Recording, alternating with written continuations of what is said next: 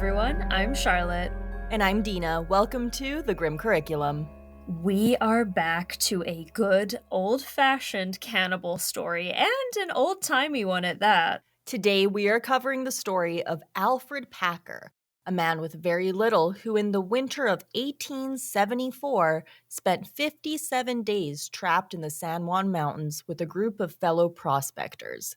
He was the only one who would make it out alive. Those he encountered afterward found it suspicious that he appeared well-fed, healthy, and a whole lot richer. When questioned about the fate of his companions, he stated that they had abandoned him. Packer eventually admitted to eating the other men to survive. However, in the end, he gave multiple confessions, and his inconsistent versions of the story have caused many to wonder what actually happened.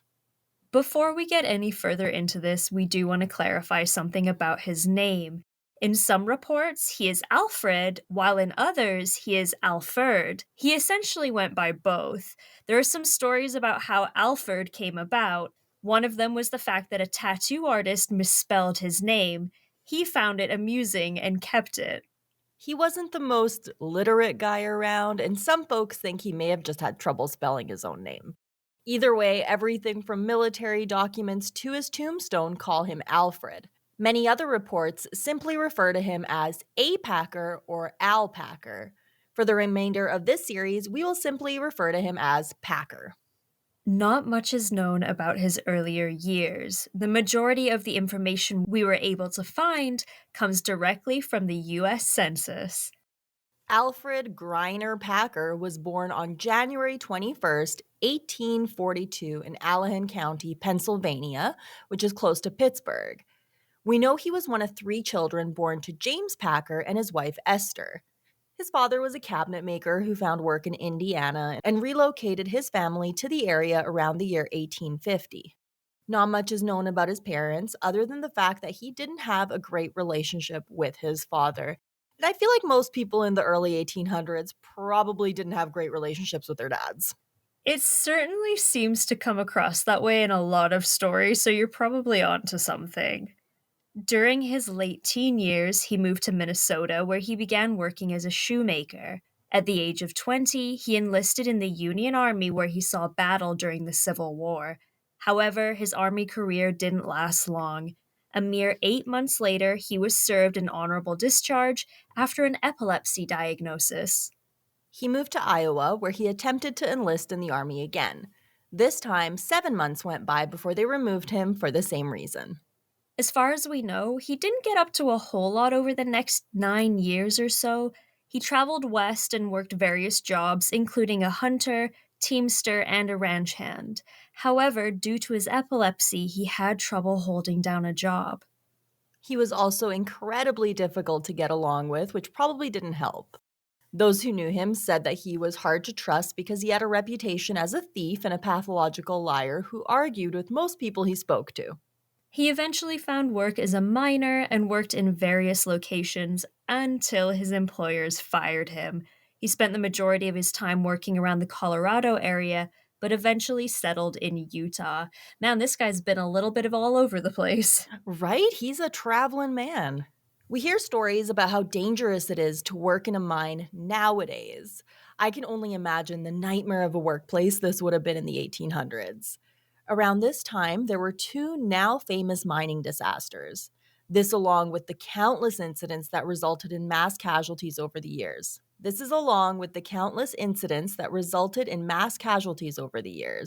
These just happened around the time he was working in the industry. For starters, in 1862, 204 men and children were killed in what is now called the Hartley Colliery disaster. A beam holding the pit's pumping engine broke and fell down the shaft, trapping everyone below.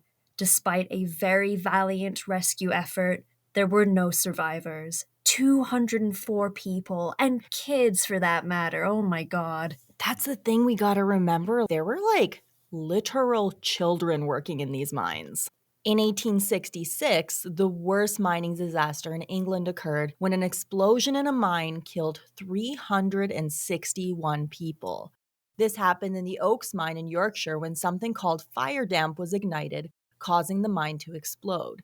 And fire damp is what they call the many explosive gases that can be found in mines. Often it's methane.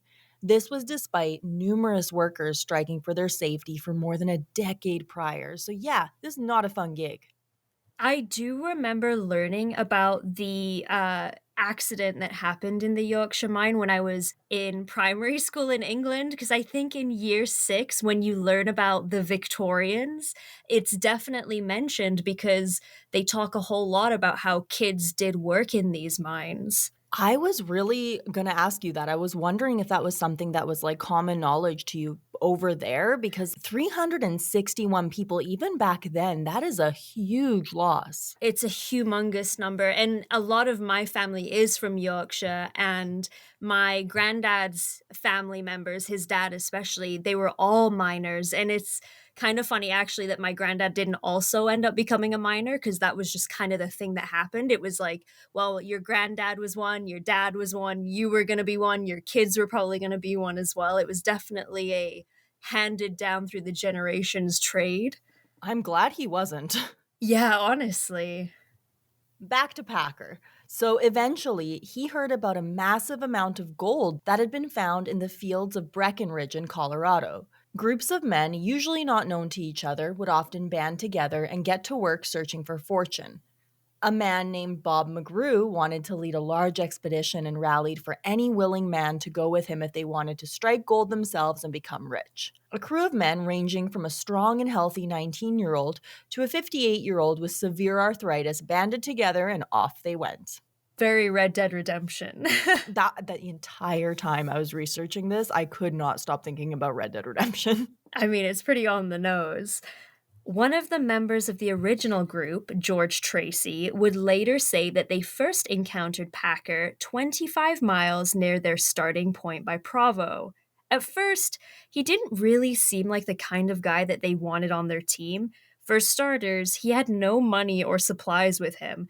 They considered him to be a burden. He also didn't come across to them as a very likable person, which is becoming a theme with Mr. Packer. It really is. Guy's got a reputation already. He told them that while he might not be the best equipped, he was just the guy they wanted with them. He knew the area very well. Not only that, he was an experienced guide, and therefore he could ensure not only their safety, but their survival. It was November of 1873 when the men set out on their journey with their lives in his hands. But like we mentioned before, Packer was a massive liar, and this time was absolutely no different. Their trust in him would prove to be deadly. They left Provo, Utah, and set out to Breckenridge, Colorado. This would normally be a difficult journey, but that year the winter had hit much harder than it had ever before. It didn't take long until they realized that not only did Packer have no clue what he was doing, he was a total pain in the ass to travel with. As we said before, he joined the group with essentially nothing. That didn't stop him from being greedy with what little rations they had. He contributed very little and spent most of his time begging the other men to share their supplies with him and arguing with anyone who he felt disrespected by in any way. Not only that, he was having seizures on a pretty regular basis, which meant they often had to stop and look after him. If he was a nicer guy, like I feel like they probably wouldn't have had a huge problem with that, but he was eating all their foods, he's picking fights, and he's having seizures all the time. And all of this is while they're freezing their asses off and trudging through deep snow all day with little food and even less sleep. Yeah, not only are you useless, you're a total asshole. Like, there's really no reason to have you around. Even if at least he was funny. You know what I mean? Like, he could make the Totally. guys laugh. Everyone needs a personality hire from time to time. Exactly. But yeah, man is just mean. Party member Preston Nutter disliked him so much that he referred to Packer on many occasions as a whiny fraud.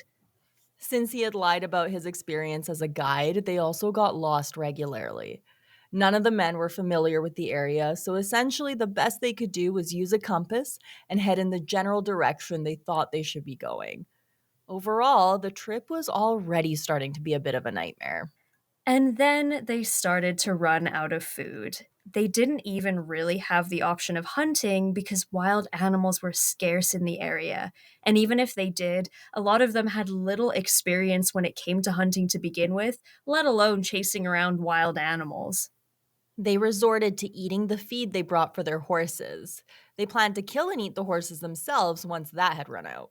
The men traveled for 3 long months before they arrived in what is now Montrose, Colorado. On January 21st, they found themselves at a Ute camp, which was led by Chief Urey. They were hesitant to approach the camp at first because they didn't know how they would be received. Lucky for them, Chief Urey had earned himself the nickname the White Man's Friend. The chief sympathized with the men and offered for them to stay in his camp until spring so that they wouldn't have to continue traveling in the freezing cold.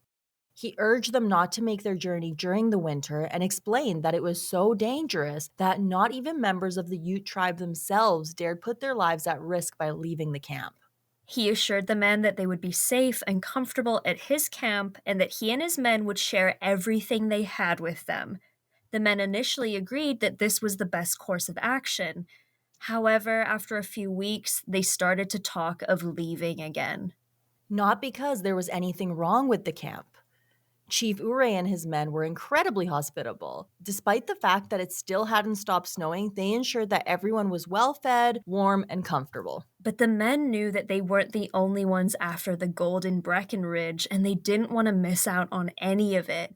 Half of the party decided that it would be best to stay behind with the wagons and horses and venture out in the spring. 11 of them decided that they would leave despite the many warnings from the Ute people. Chief Urey tried to talk them out of it, but soon realized that his warnings were falling upon deaf ears. He did what he could, and he made sure that he sent them off with as much food and supplies as they could carry.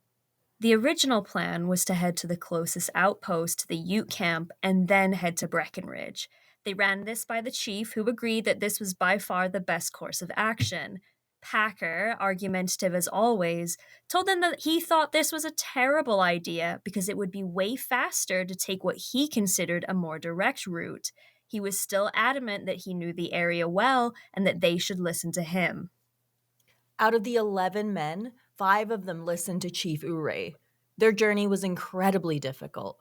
They followed the river like the tribe had suggested, but ran out of food before they reached their destination.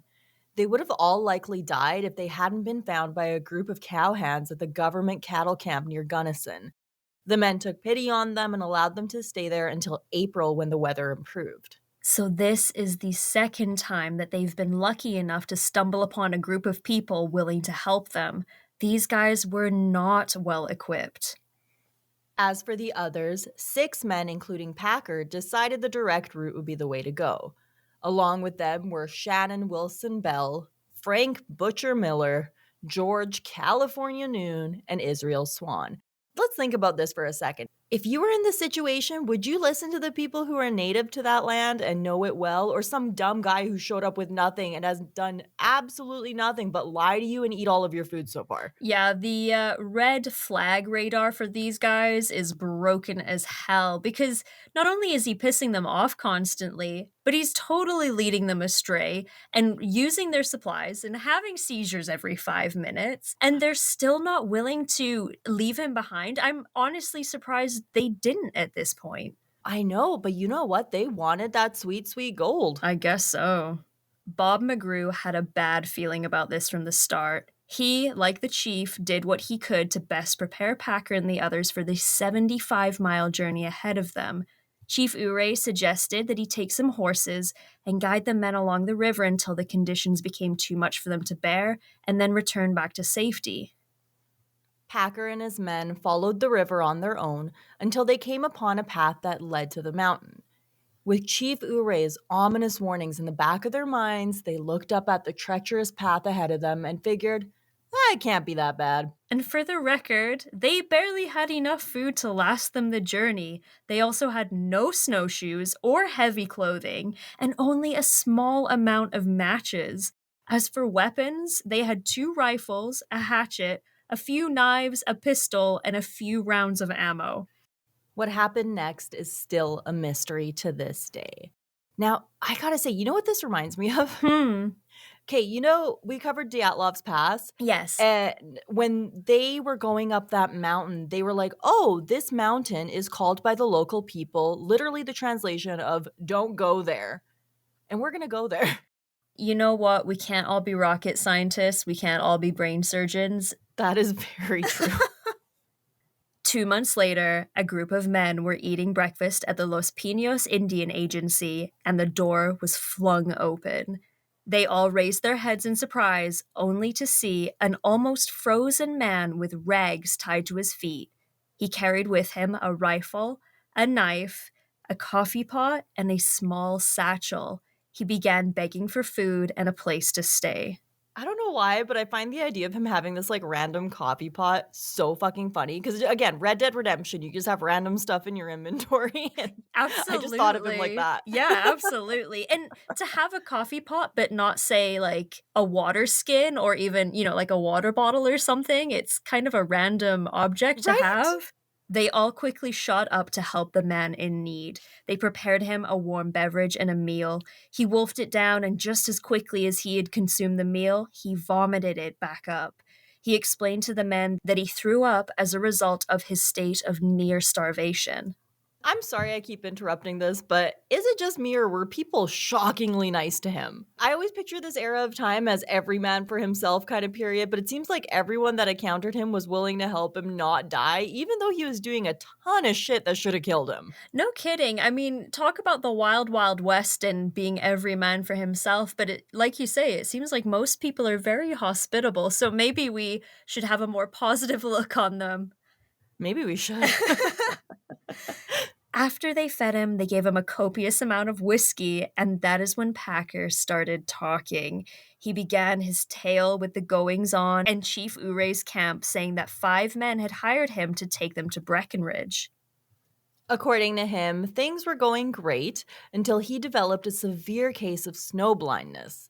This caused the men to abandon him when he became too much of a burden. They gave him a rifle and just went about their way without him. He told of bravery and perseverance, a story in which he somehow survived despite barely having any ammunition and being completely blind.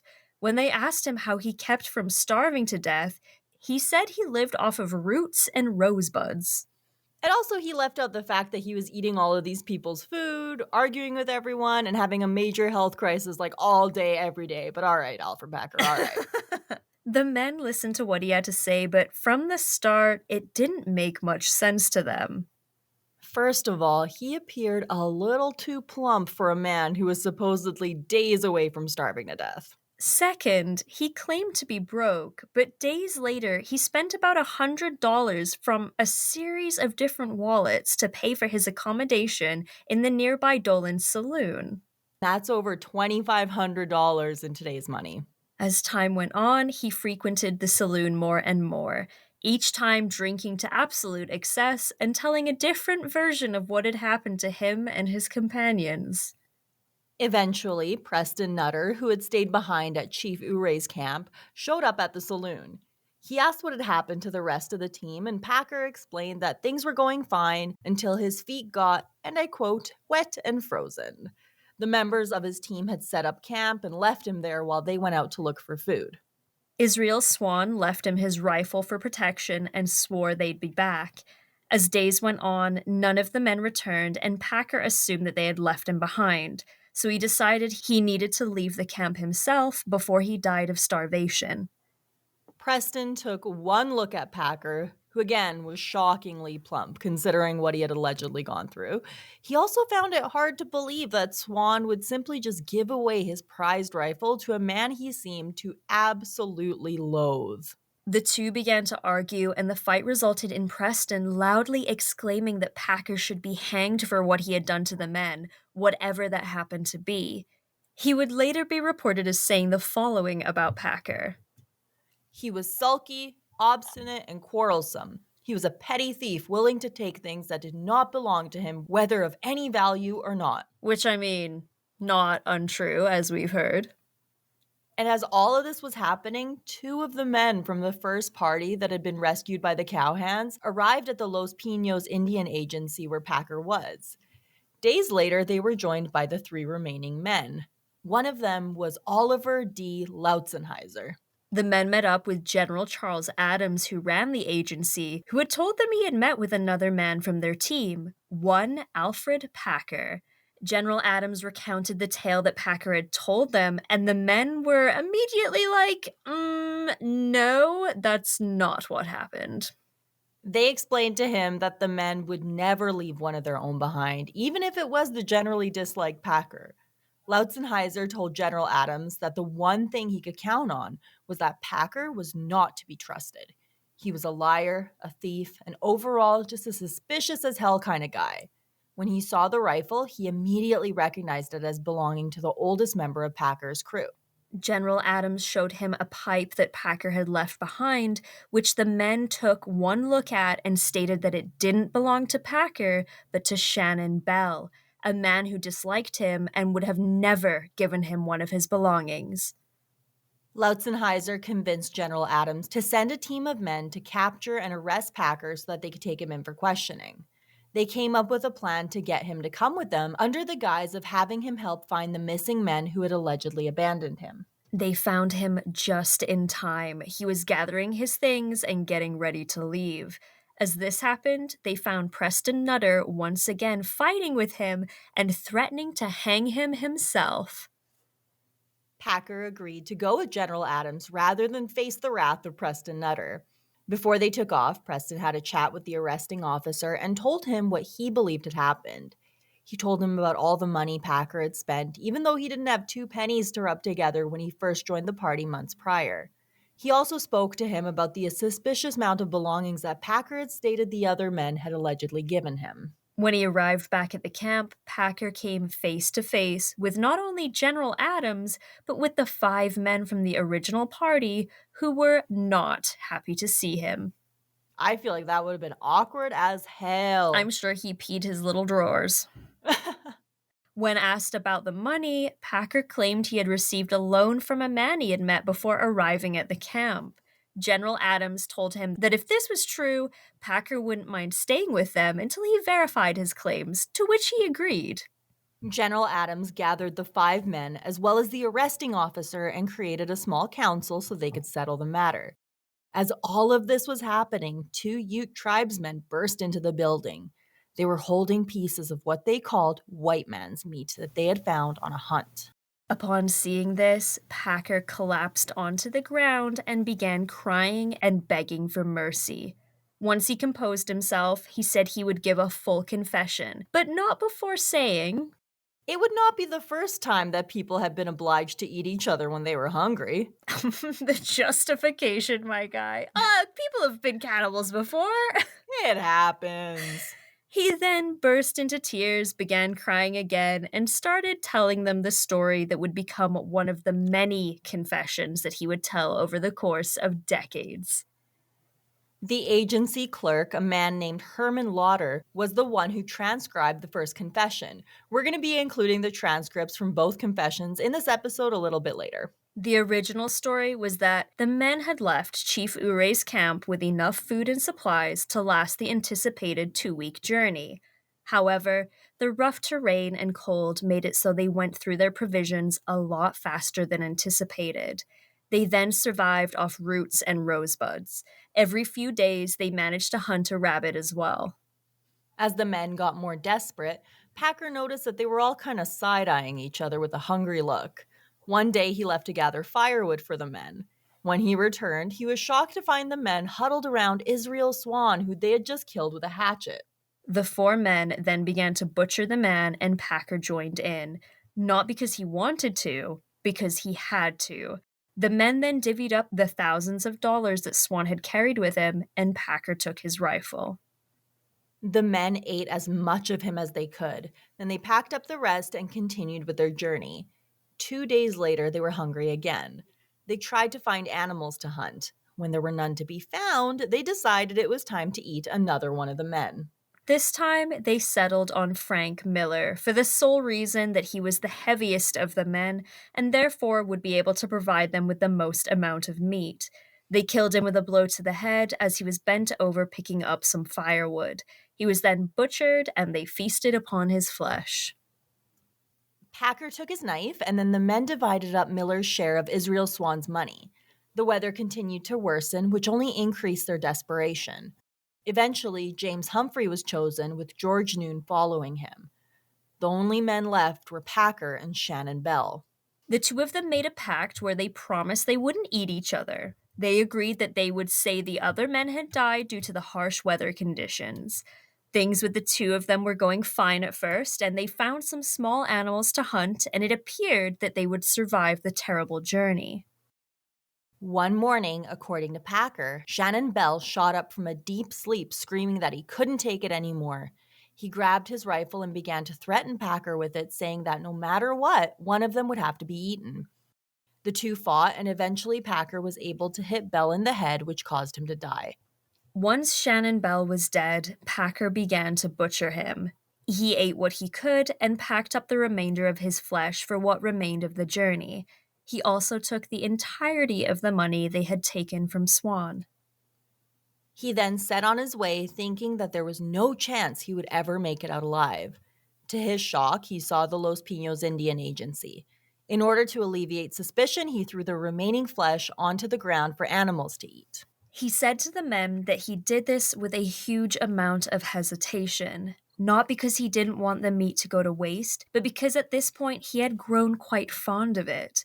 He would later be quoted as saying the meat near the chest area was the most delicious. His official confession was written as follows. Old Man Swan died first and was eaten by the other 5 persons. About 10 days out from camp, 4 or 5 days afterwards, Humphrey died and was also eaten.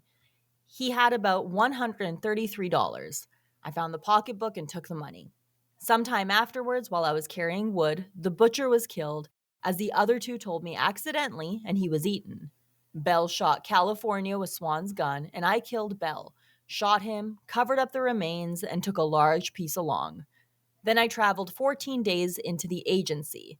Bell wanted to kill me, struck me with his rifle, struck a tree, and broke his gun. I, A.G. Packer, do solemnly swear that the above statement is true and nothing but the truth, so help me God. A.G. Packer, sworn and subscribed before me on this 8th day of May, A.D. 1874. Upon hearing his confession, Lautzenheiser shot up with anger, threatening to kill Packer himself. General Adams declared that the 5 remaining men, as well as some of the officers, should form a search party so that they could find the bodies themselves.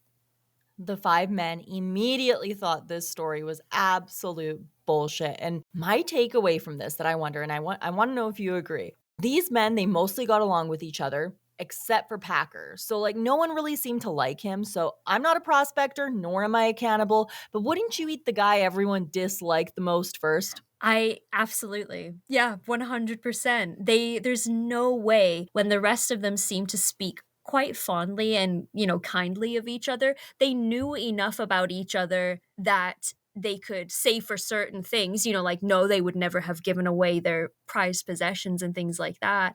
And every single one of them that was left all said that Packer was an absolute thief, liar, and a pain in the ass. They absolutely would have eaten him first if it came to that. General Adams approached the 2 Ute tribe members and asked if they knew of any places similar to those Packer had described while talking about what had happened. They said they did, and it wasn't more than 50 miles away from the settlement. Herman Lauder, Lautzenheiser, a few officers, and the 5 remaining men agreed that they would go on the search for the bodies with Packer as their guide. After 2 full weeks of travel, Packer claimed that he was lost and he couldn't remember where the men died. Lautzenheiser suggested that they just hurry up and hang him then and there because he was clearly a liar and a cold-blooded murderer. The other men tried to remain reasonable, but any shred of belief that they had regarding Packer's innocence was shattered when they heard. Whoa, that's crazy. I didn't know that. I was like, where is this going? Okay, damn. Okay. Red Dead Redemption. Yeah, fucking seriously. Absolutely. The whole time I'm like visualizing it in my head, it has the same like art style as the game. Yes. Oh my god. Okay. in the show. Oh my god. Okay. The other men tried to remain reasonable, but any shred of belief that they had regarding Packer's innocence was shattered when they saw him pull a knife out of his jacket and attempt to kill Herman Lauder. This was completely unprovoked, and it showed to them that this man was just pure evil. They arrested him and took him back to the town where he was jailed. That following August, a man named John A. Randolph was unlucky enough to stumble upon what was left of the men.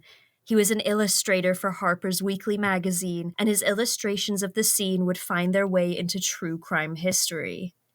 All 5 bodies were found in a place called Slumgullion Pass, which was near Lake City, Colorado. They were found close enough where they theoretically could have easily found their way back to civilization. However, with Packer as their guide, that would never happen. Randolph made his sketch and set out to town to report what he had found. Law enforcement and a coroner went out to investigate, along with 20 other men. They found all 5 men in various states of decomposition. At first, they thought that maybe animals had been the cause of the carnage they encountered, but the more they studied the scene, the less it made sense. Frank Miller was completely missing his head. George Noon and James Humphrey had been flayed apart, but their faces were untouched other than what appeared to be wounds caused by blows to the head. Shannon Bell was flayed as well, except for his hands and feet. And I know we've talked about stuff like this in the past, but just for anyone listening who's not sure what being flayed means, it means you've had your skin removed. Yep, animals wouldn't do that. No. And they also knew this couldn't have been done by any animal because the men still had all of their organs. It was only the flesh that was missing. Near the bodies, they found a poorly made shelter where it appeared to them that Packer had stayed for a time afterwards.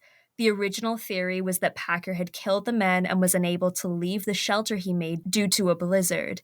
He survived by eating the men over time. The officials buried the men and set out to confront Packer. But when they did, he was gone.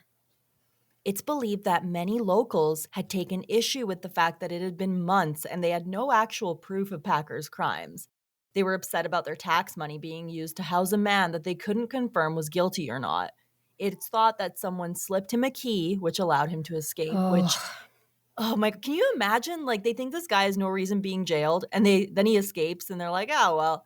And then the guys come back with proof, and he's just gone. So this, I'm going to remind you, was in 1874. A part of me certainly hopes that he wasn't slipped a key in order to fully escape, but that he was slipped a key and then someone got him themselves. And they were just like, oh, yeah, I don't know, he escaped, man. Right? And you know what the thing is I think back then they were like, if he was guilty, we would just hang him. So he can't be guilty. I guess so. I mean, credit where credit's due to law enforcement doing their due diligence and actually investigating. But unfortunately, in this particular case, it took too damn long. Packer was not found until March 11th, 1883, 9 years later. A man named Jean Frenchy Cabazon found him all the way in Wyoming, living under the name John Schwartz. Cabazon had been one of the men who joined the team and stayed behind with Chief Urey. He happened to know the real John Schwartz, and this clearly wasn't him. He reported him to the sheriff, and Packer was quickly arrested and brought back to General Adams. When asked why he fled, Packer explained he was scared about mob justice. Sorry, I just realized my chair was a hell of a lot closer to the mic than when I started, so I'm just moving back. Okay. Packer gave his second confession on March 16th. It reads as follows. I, Alfred Packer, desire to make true and voluntary statement in regard to the occurrences in southern Colorado during the winter of 1873 to 1874. I wish to make it to General Adams because I have made one once before about the same matter. When we left Urey's camp, we had about 7 days of food for one man. We traveled 2 or 3 days, and it came a storm. We came to a mountain, crossed a gulch, and then came on to another mountain. Found the snow so deep, had to follow the mountain on top, and on about the 4th day, we had about a pint of flour left. We followed the mountain until we came to the main range. Do not remember how many days we were traveling here. About 10 days. Living on rosebuds and pine gum, and some men were crying and praying. Then we came over the main range. We camped twice on a stream which runs into a big lake. The second time just above the lake. The next morning we crossed the lake, cut holes into the ice to catch fish. There were no fish, so we tried to catch snails. The ice was thin, so some broke through. We crossed the lake and went into a grove of timber. All the men crying, and one of them was angry. Swan asked me to go up and find out whether I could see something from the mountains. I took the gun and went up the hill. Found a gulch and came onto another mountain. Found a big rose bush with buds sticking through the snow, but could see nothing but snow all around. I was kind of a guide for them, but I did not know the mountains from that side. When I came back to camp after being gone nearly all day, I found the red-headed man who acted crazy in the morning sitting near the fire, roasting a piece of meat which he had cut out of the leg of the German butcher. The latter's body was lying the furthest off from the fire down the stream. His skull was crushed in with a hatchet. The other three men were lying near the fire.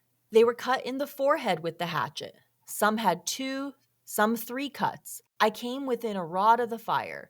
When the man saw me, he got up with his hatchet towards me. When I shot him sideways through the belly, he fell on his face. The hatchet fell forwards. I grabbed it and hit him on top of the head. I camped that night at the fire, sat up all night. The next morning, I followed my tracks up the mountain, but I couldn't make it. The snow was too deep and I came back.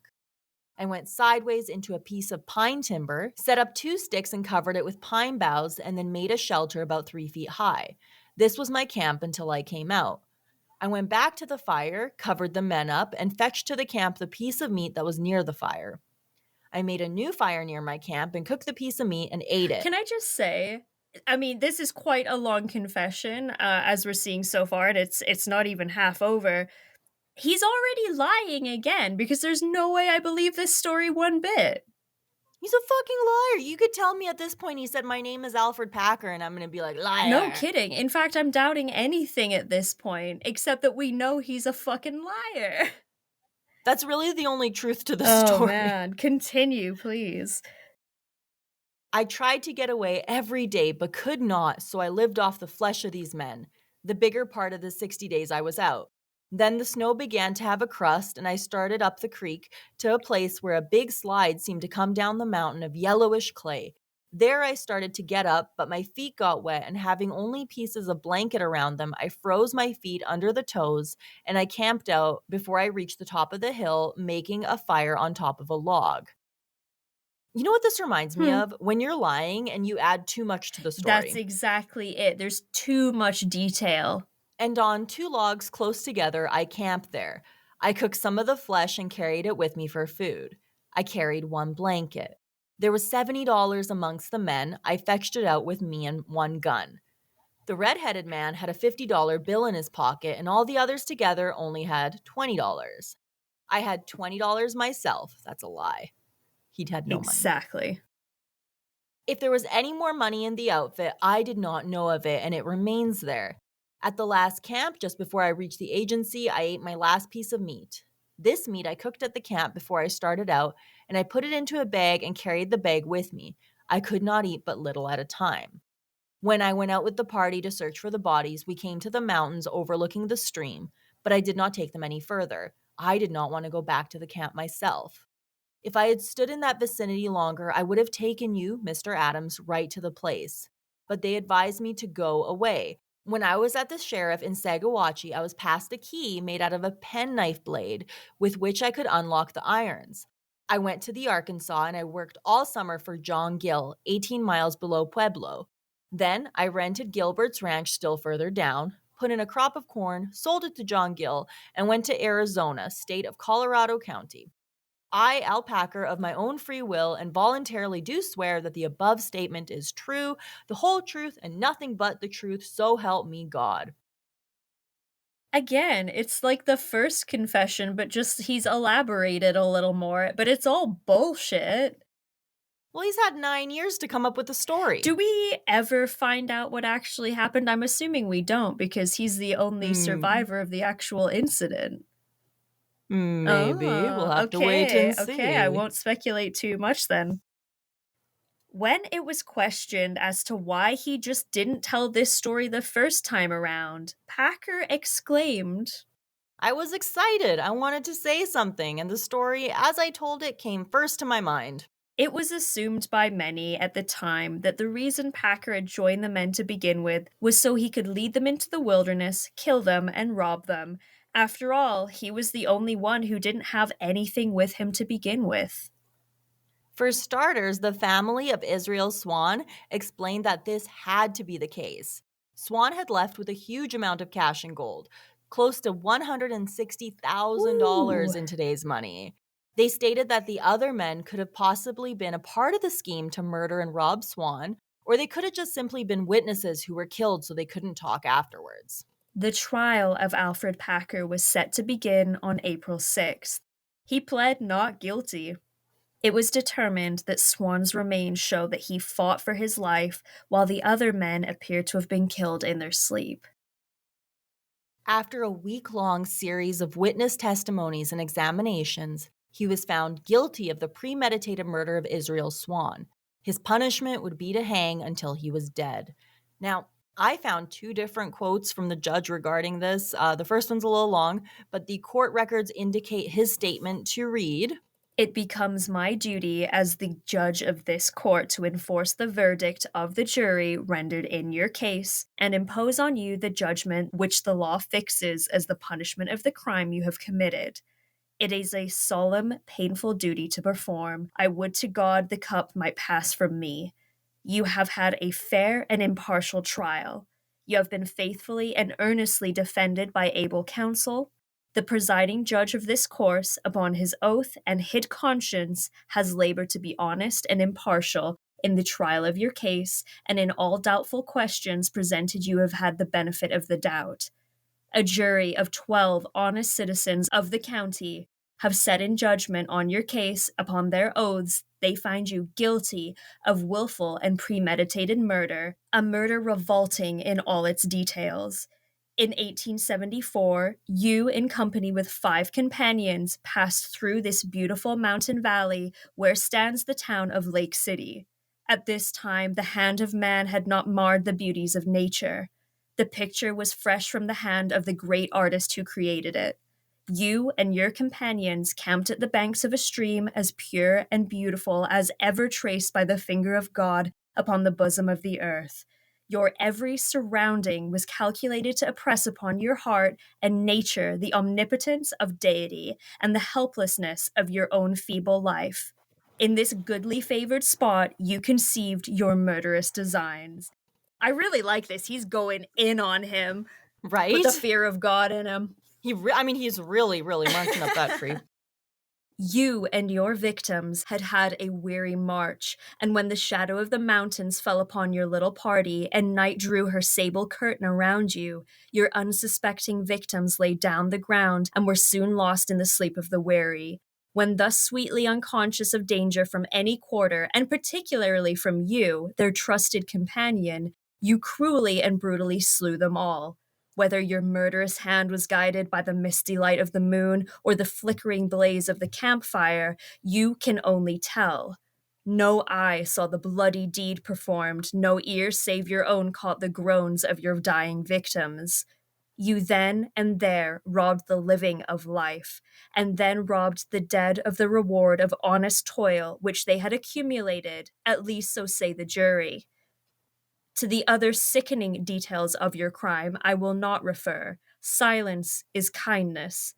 I do not say these things to harrow your soul, for I know you have drunk the cup of bitterness to its very dregs. And wherever you have gone, the sting of your conscience and the goadings of remorse have an avenging nemesis, which have followed you at every turn in life and painted afresh for your contemplation the picture of the past. It's a lot. I like it. It's very, like, biblical. I say these things to impress upon your mind the awful solemnity of your situation and the impending doom which you cannot avert. Be not deceived. God is not mocked, for whatsoever a man soweth, he shall also reap. You, Alfred Packer, sowed the wind. You must now reap the whirlwind. Society cannot forgive you for the crime you have committed. It enforces the old Masonic law of a life for a life, and your life must be taken as the penalty of your crime. I am but the instrument of society to impose the punishment which the law provides. Will society cannot forgive, it will forget. Oh my god, we still going. Okay. As the days come and go, the story of your crimes will fade from the memory of men. With God, it is different. He will not forget, but he will forgive. He pardoned the dying thief on the cross. He is the same God today as then, a God of love and mercy, of long suffering and for kind forbearance, a God who tempers the wind to the shorn lamb and promises rest to all the weary and heartbroken children of men. And it is this God I commend you. Close up your ears to the blandishments of hope. Listen not to its flattering promises of life, but prepare for the dread certainty of death. Prepare to meet thy God. Prepare to meet that aged father and mother of whom you have spoken, and who still love their dear boy.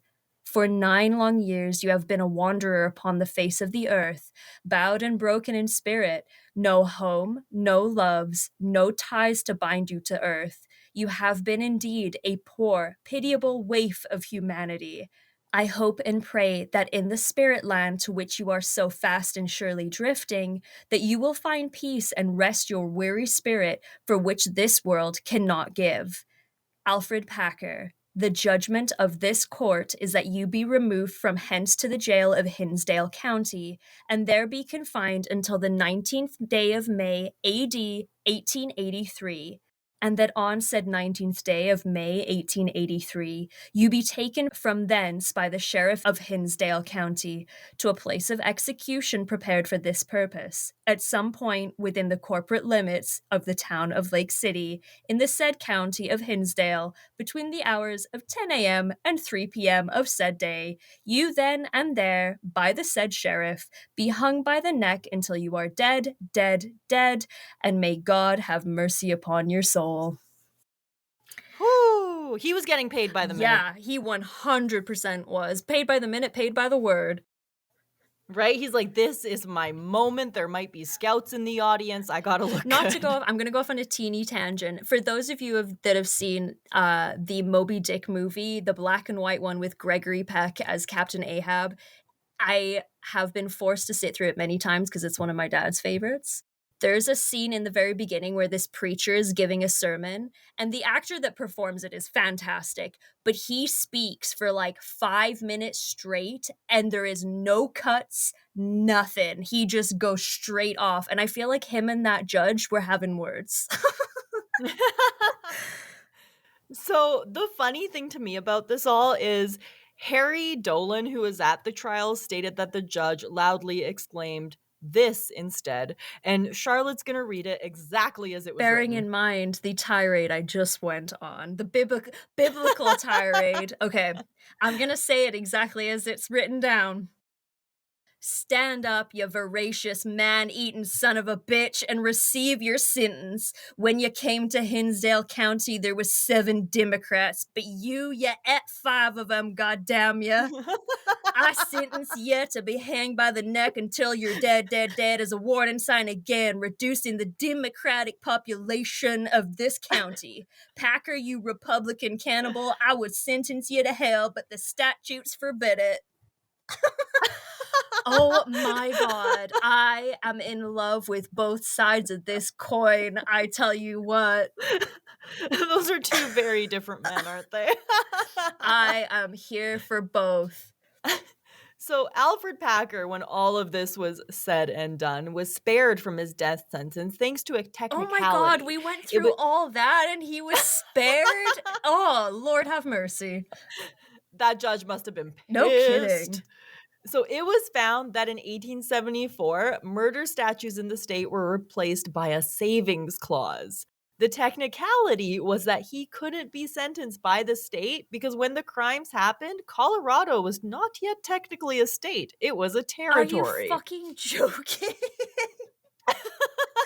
Oh my god. A second trial was conducted. It was decided that due to what they considered the prejudices against Packer and his now nefarious reputation, that he could not get a fair trial. But this did not stop him from being found guilty on June 8th, 1886, of 5 counts of voluntary manslaughter. He was sentenced the maximum amount of time possible, which was the longest sentence in US history at the time. He was set to serve 40 years in prison, 8 for each man that he killed. And I thought about this and I was like, 40 isn't that long. And then I thought about it and I was like, they would have just hanged like the majority of people who were even like remotely related to doing something like Absolutely. this. He's a very much an outlier in this particular case. And it's one of these stories where it's like, man, evil people really do get away with it sometimes, huh? And an interesting note is that local hunters, they made statements that confirmed they found deer carcasses near the ill-fated campsite. So that proved that wildlife wasn't as uncommon as he claimed, and maybe, just maybe, he didn't have to eat the other men. The coroner never took the stand or was really questioned at all, while Preston Nutter was. He showed illustrations he had made of the discovery of the bodies, which shocked everybody in the courtroom. No one with any experience in criminal investigations actually testified. And we also want to point out that none of those speaking about his crimes had actually witnessed what happened. Packer himself took the stand at one point. He said he was fine with the 40-year sentence, but wanted it known that he was only willing to serve it for the murder of Shannon Bell, the only man that he claimed to kill. This request was denied, and he was sent to the Canyon City Penitentiary. We thought we'd share with you an excerpt from the New York Tribune. This article was published on Saturday, August 7th, 1886. The trial of Alfred Packer for murder and cannibalism, which was conducted at Gunnison yesterday, was one of the most remarkable cases known. The last day, he testified in his own defense. He looked pale, his cheeks were hollow, and his eyes sunken. He stood up during the entire statement, which occupied 2.5 hours. At times, he became excited and emphasized his narrative with gestures, and not infrequently with oaths until restrained by his attorney. As told by the defendant, no story could be more horrible than the bare recital of how he and his 5 companions wandered aimlessly about the mountain without food, raving mad with hunger, eating their moccasins, willow buds, rosebuds, and then finally devouring each other. Other papers from around that time bore dramatic titles such as The Colorado Ghoul and Packer Packed. The National Republican called him a man of middle age and repulsive countenance. I've said it before and I will say it again and again. I love old timey newspaper Oh, there's nothing reporting. quite like it. In the following years, he applied for 5 different appeals. All were denied. He attempted to argue that he was tried by an unfair and unjust system that had it out for him. On February 8th, 1901, 18 years into his sentence, Packer was officially paroled. This was in part due to the writing of Polly Pry, a reporter for the Denver Post. Polly met him while she was working on an article about the prison. She had written to Packer both during the trial and afterwards and petitioned for his release. In her writing, she said that his story was over sensationalized, which had led to an unfair and biased trial. She talked about his service in the army and painted him not as a bloodthirsty murderer, but as a man who did what he had to do to survive. Believe it or not, people actually agreed with her. When Packer was paroled, it was stressed that he was not being pardoned for his crimes and that he would not be allowed to profit off of his story in any way. Another person responsible for his release was an old time friend of his named Dwayne Hatch. To him, he wrote a third and thankfully final confession. This is a long one. Oh my God. Okay. Mr. D.C. Hatch, 842 Larimer Street, Denver, Colorado. My kind friend, your welcome favor of the 22nd institution has been received, and in reply to your request, I gladly comply by giving to you as complete a statement as it is possible for me to. In the fall of 1873, a party of men left Salt Lake City, there being teams and pack animals.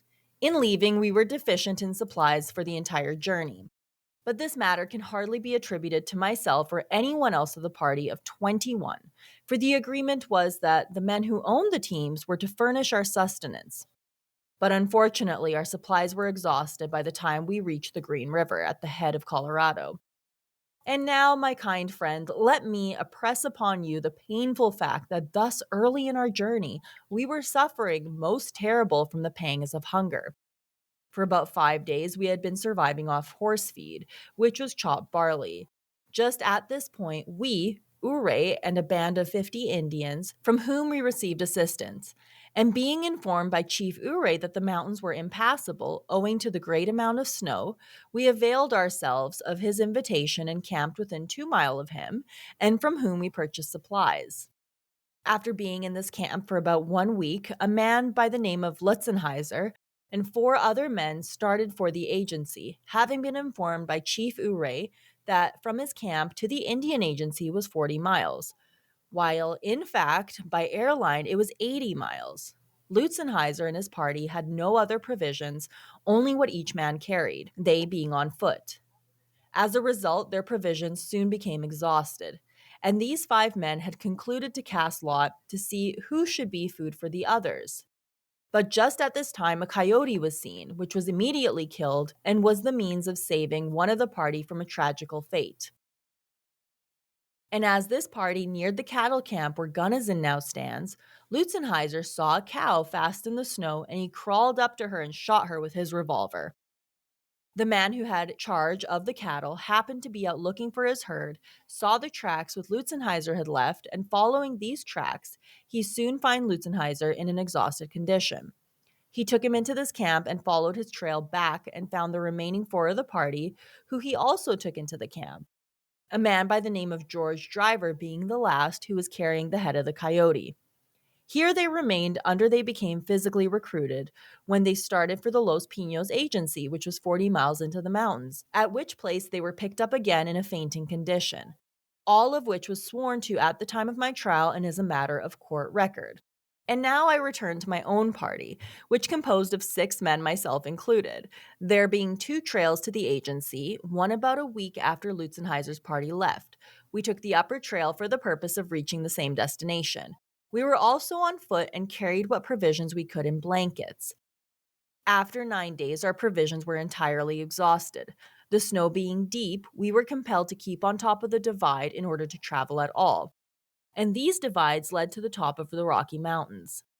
Our matches had all been used, and we were carrying our fire in an old coffee pot. Oh, that Thr- explains the coffee pot. There we go. I like Hey! it. Okay. Hey, at least we got one mystery solved Yeah. here. 3 or 4 days after our provisions were all consumed, we took our moccasins, which were made of raw hide, and cooked them, and of course ate them. Our suffering at this time was most intense, such in fact that the inexperienced cannot imagine. We could not retrace our steps, for the trail was entirely drifted over. In places, the snow had been blown away from patches of wild rose bushes, and we were gathering the buds from these bushes, stewing them, and then eating them. In following these divides, we soon gained the tip of the Rocky Mountains, and the snow being blown away from the top of the mountains, and our feet encased in pieces of blankets, we were enabling to travel along steadily. Now, my friend, you can imagine our condition on top of the mountains with nothing to kill for food and not even any of those rose bushes. Starvation had fastened its deathly talons upon us and was slowly but most tortuously driving us into the state of imbecility. In fact, Bell, the strongest and most able bodied man of our party, had succumbed to the power of mental derangement and was causing the party to be very much afraid of him, as well as that which they felt to be the inevitable doom of each mentally. I am at a loss to fully express our feelings at this stage, but we consulted each other and concluded to come down the mountain, for we could not tell whether we had passed the agency or not, for it was snowing or blowing constantly. And just as it happened, we descended into the lake fork of the Gunnison River. We camped one night just above the lake. In the morning, I ascended to the mountain for the purpose of ascertaining if there were any visible signs of civilization on the opposite side. The snow being very deep, it required the entire day to make this trip and return. As I neared the camp on my return, I was confronted by a terrible sight. As I came near, I saw no one but Bell. I spoke to him, and then, with the look of a terrible maniac, his eyes glaring and burning fearfully, he grabbed the hatchet and started for me, whereupon I raised my Winchester and shot him. The report from the rifle did not arouse the camp, so I hastened around the campfire and found my comrades dead. Can you imagine my situation? My companions dead, and I left alone, surrounded by the midnight horrors of starvation as well as those of utter isolation. This is a lot for a guy who we don't know if he could spell his No name. kidding. I'm actually like, did he dictate to someone or So this was apparently a letter that he wrote, and this is like the reported letter that he wrote to the guy who helped him get I paroled. almost wonder this could be completely the true 100% how he wrote it, but I almost wonder how much was sort of jazzed up for the papers and such. I agree, because again, Alfred, he didn't know how would he know to And write he seems this? like a pretty sketchy dude in and in those days, like, it doesn't really mention anything about him going to school or anything. There's a very large possibility he couldn't read. This reads like the judge wrote it. A little bit, yeah. And considering what we also know of what the judge might have actually said. I don't trust any of these people. No kidding. All right, back to it. My body weak, my mind acted upon such an awful manner that the greatest wonder is that I ever returned to a rational condition. In looking about, I saw a piece of flesh on the fire which Bell had cut from Miller's leg. I took this flesh and lay it to one side, after which I covered the bodies of my dead comrades. I remained here with them during the night. In the morning, I moved about 1,000 yards below, where there was a grove of pine trees. I distinctly remember of taking a piece of the flesh and boiling it in a tin cup.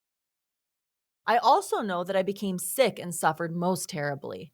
My mind at this period failed me, but I am satisfied that I must have eaten some of the flesh, but my mind was a total blank for a considerable period of time. When my mind returned, I found by my tracks that I had been visiting around the adjacent territory seeking rosebuds, which I apparently found, for I noticed that by force of habit I had been stewing them in my tin cup. The record of time now becomes a nonentity. I do not know how long I remained there. I did not know how near I was to the close of the year. I couldn't tell how near spring was. But the weather began to moderate, and I wandered around seeking rosebuds for food when all of a sudden I was confronted by the Los Pinos agency, which isn't what happened. Again, he walked into the building. Exactly.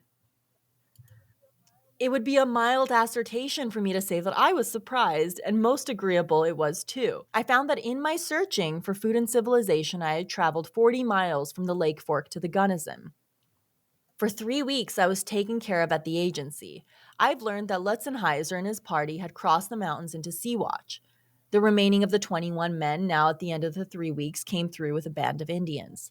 They questioned me as to where my comrades were. I replied that I killed Bell and that evidently he had killed the others. In a day or two, we left the agency and started with the teams to go over to Sea-Watch.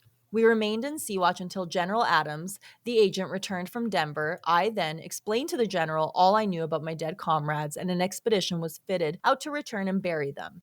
We had not gone far on this journey before we were compelled to turn back to the agency, owing to the great depth of snow and crust which it was upon. After returning to the agency, I was turned over to the sheriff of Sea-Watch, with whom I remained until the middle of July. And there's another lie, because there's reports of him saying that he wouldn't take them further because he said he was lost. At this time, the sheriff, Amos Wall, asked me if I could realize what I had passed through. In reply, I gave him as complete an explanation as I could, after which he told me to go away and not permit it to worry me. Get lost. Mhm. Yeah, don't worry about it. You're fine. I did as I was advised, so far as going away, and after the lapse of 10 years, I was arrested in 1885 upon the charges of having murdered my companions.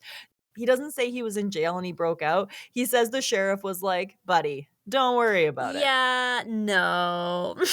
We know what the sheriff was like. The sheriff wanted to see him hanged just as much as anybody else. I don't think the sheriff was like, "Yeah, get out of here, you scamp." Oh, you little scallywag, you're fine. The result of my trial is well known to all, how the Supreme Court granted me a new trial, and how I was convicted of manslaughter upon 5 different indictments tried by one and the same jury, receiving a cumulative sentence of 40 years, being 8 years for each. Now, my kind friend, in conclusion, permit me to say that I am today, as ever before, a member of the human family, although isolated and away from that which is dear to the heart of every man. Am I the villainous wretch which some have asserted me to be? No man can be more heartily sorry for the acts of 24 years ago than I. I am more a victim of circumstance than of atrocious design. No human being living could say that I, in cold blood, with evil intent, murdered my companions upon that awful occasion. What could be the object of my taking their lives in such a wanton manner? I bear no malice towards living man, even though I may feel that I have been unjustly dealt with. Still, that supremacy which rules over all of us knows that I forgive as I wish to be forgiven. In this, the darkest hour of my earthly existence, I feel, as I long felt, that I would have far better off had my execution taken place years ago, and I might now be with those companions whose ghosts, I assure you, do not haunt me, for the soul has existence beyond this mortal life.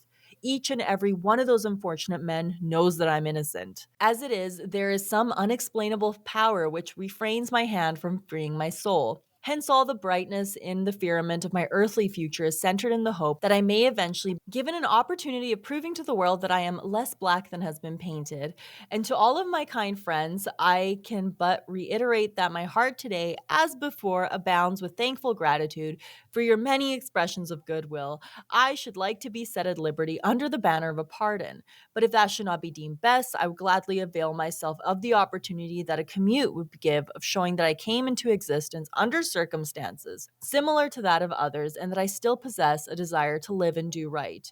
Oh, my friend, were it not for the flame of hope which forever burns within the human heart, life would certainly be beyond existence. Gratefully yours, Alfred Oh my Packer. goodness, these men sure like to go on and on and on. But what I read that as was, I'm not guilty, but if I did do it, which I didn't, but if I did do it, who could blame me? It's not my fault, but I didn't do it. But if I did, If I did it because I was hungry, and I don't okay? deserve this. And also, like, why did I go through another trial? The sheriff let me go. Meanwhile, the sheriff's like, stop talking shit, Alfred. The sheriff's just like, we should have I fucking hung him. honestly, it would have been a lot quicker.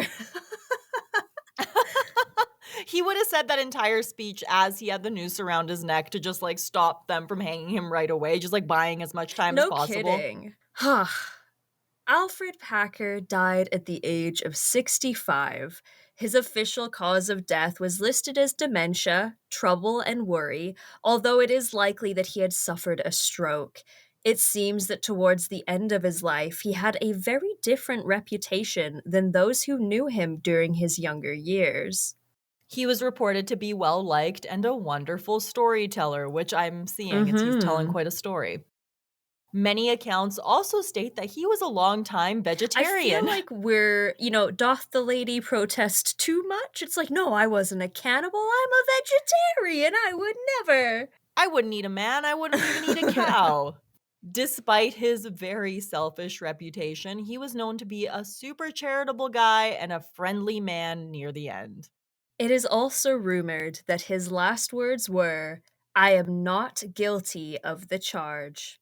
This makes me wonder, like, did he have, like, a more intelligent twin brother or something that we I don't know feel about? like, although we have a remarkable amount of information thanks to the newspapers and everything, and the recordings and the letters of his confessions and all this stuff, I feel like the true story has gotten very muddled over time. No thanks to Alfred himself, of course.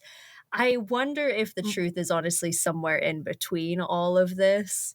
It must be, because really, like, it's like we're talking about 2 I different will people. say for a sec there when they started to say, like, a lot of people weren't really sure why he was in jail based on the fact that they had no evidence, there was a little voice in my head that was like, "Well, maybe he's not as guilty as he seems." And then he starts talking, and you're like, Yeah, you "Yeah, at the okay." very least, you are full of shit, my guy. He was buried in Littleton, Colorado, with a veteran's tombstone that read Alfred Packer. His grave was cemented over in 1973 to stop potential vandalism. And fun fact, there is a rumor that Ripley's Believe It or Not museum purchased his skull for $20,000 and would later be sold to a private collector. Such a skull definitely did exist, however, it was never proven to actually belong to him. What actually happened in those snowy mountains? The answer to that question is still unknown. However, on July 17th, 1989, 115 years after the events that earned him a spot in grim history, we came very close to an answer. James E. Stars from the George Washington University had the five bodies exhumed.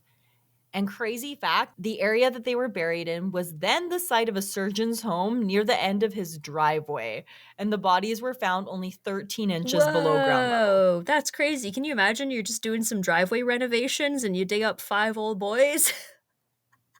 Right? Stars agreed that there would be really no way to conclude whether or not the men were cannibalized, saying that without a picture of him actually eating the men, there really was no proof.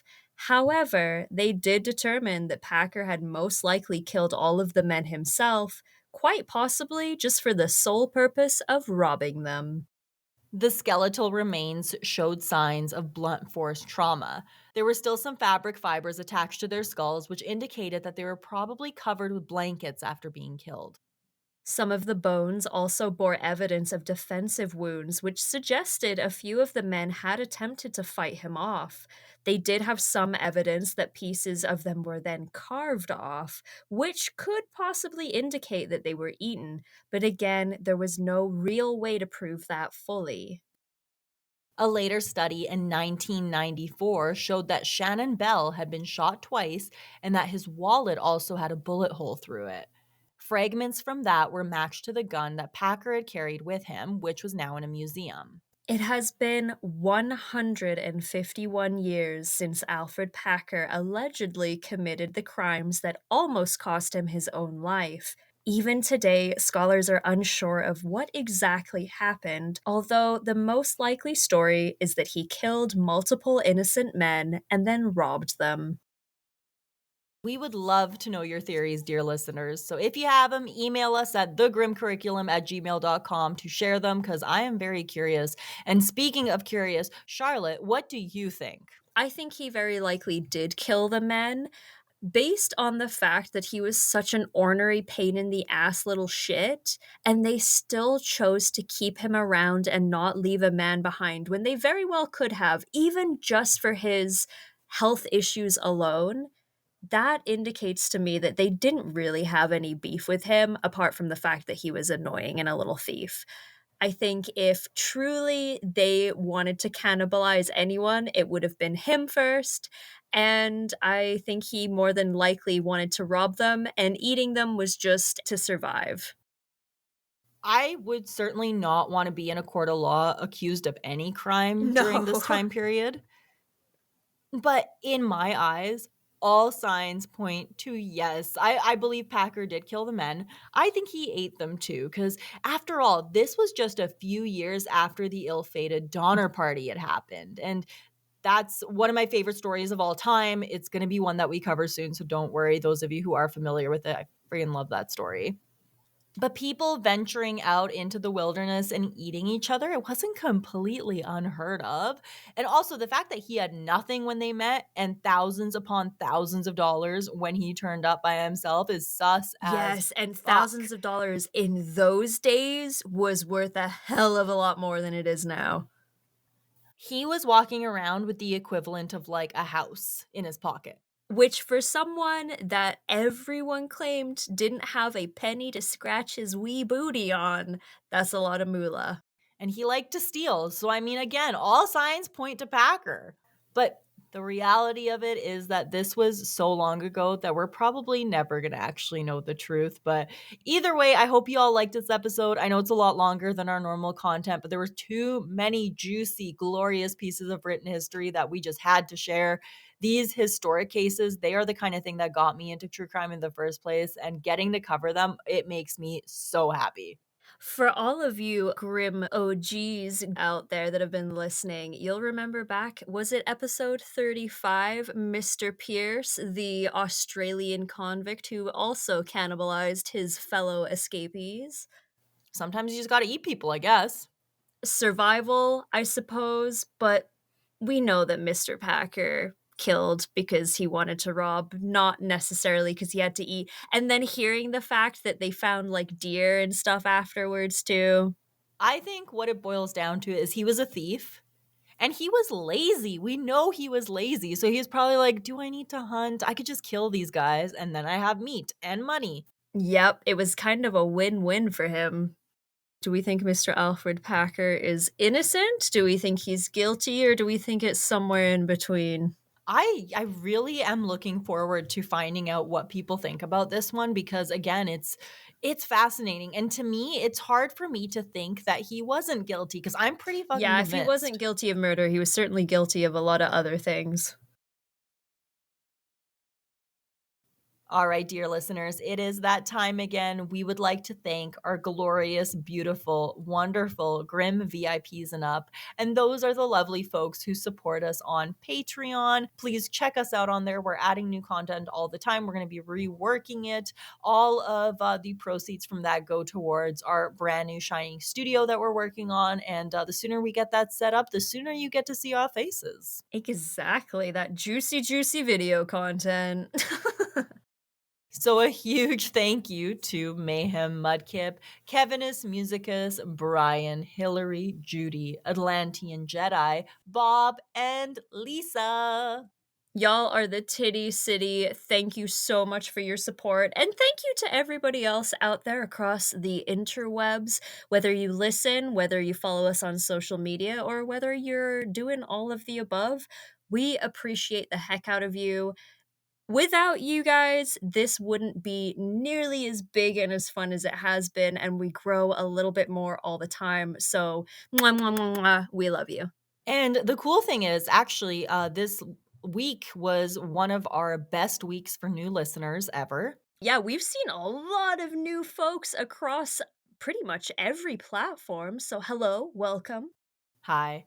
I honestly like it means so much. So if you like this episode, you know this by now, but I'll say it anyway. The best ways to help us are to simply just interact with our content online. So like it, comment it, but also to share it with people who you think might enjoy us because if you tell a friend and they tell a friend and they tell a friend, world domination for the Grim curriculum, it's right around the corner. Thank you all so much for listening. This has been The the Grim Grim curriculum. Curriculum. And I have a related fact to today's case as well for us. In All the right. 17th century, lovely Europeans would line up with cups and goblets at public executions to collect the blood of the deceased. They believed that the more violent the death, the more medicinal value there was in the blood, which, ironically, for Mr. Alfred Packer, was used to treat epilepsy. That is fucking Right? You're fascinating. Thank welcome. you. Wow. Bye. Huh. Bye.